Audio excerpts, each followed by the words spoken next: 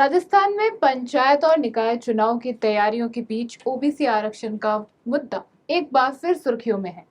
अन्य पिछड़ा वर्ग राजनीतिक प्रतिनिधित्व आयोग को बने 13 महीने से ज्यादा का समय हो चुका है, लेकिन आरक्षण निर्धारण की प्रक्रिया अब तक पूरी नहीं हुई है। पिछले 5 महीनों से आयोग और राज्य सरकार के बीच लगातार पत्राचार चल रहा है, जिससे पूरा मामला फाइलों में उलझा नजर आ रहा है। सबसे बड़ा सवाल यह है कि आयोग पर अब तक करीब 40 लाख रुपए तक के खर्च हो चुके हैं, लेकिन अंतिम रिपोर्ट अभी तक सामने नहीं आई है। जानकारी के मुताबिक आयोग के अध्यक्ष, सचिव और सदस्यों का वेतन और मनोदय भी पिछले 3 महीनों से अटका हुआ है।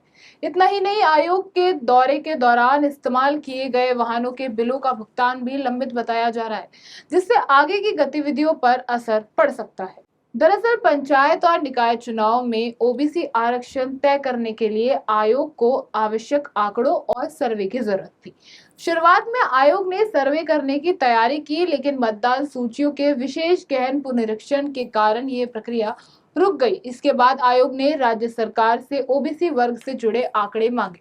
सरकार ने जनाधार के आंकड़े उपलब्ध कराए, लेकिन उनमें कई पंचायतों की जानकारी नहीं मिली। जब आयोग ने अतिरिक्त डेटा मांगा तो मामला फिर अटक गया।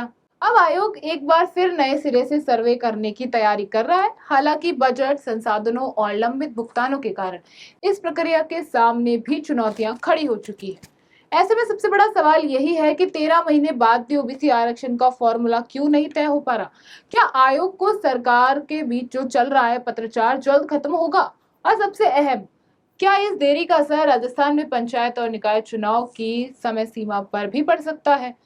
फिलहाल ओबीसी आरक्षण का ये पेच सुलझाने का इंतजार है, क्योंकि इसके बिना पंचायत और निकाय चुनाव की तस्वीरें पूरी तरह तभी साफ हो पाएगी।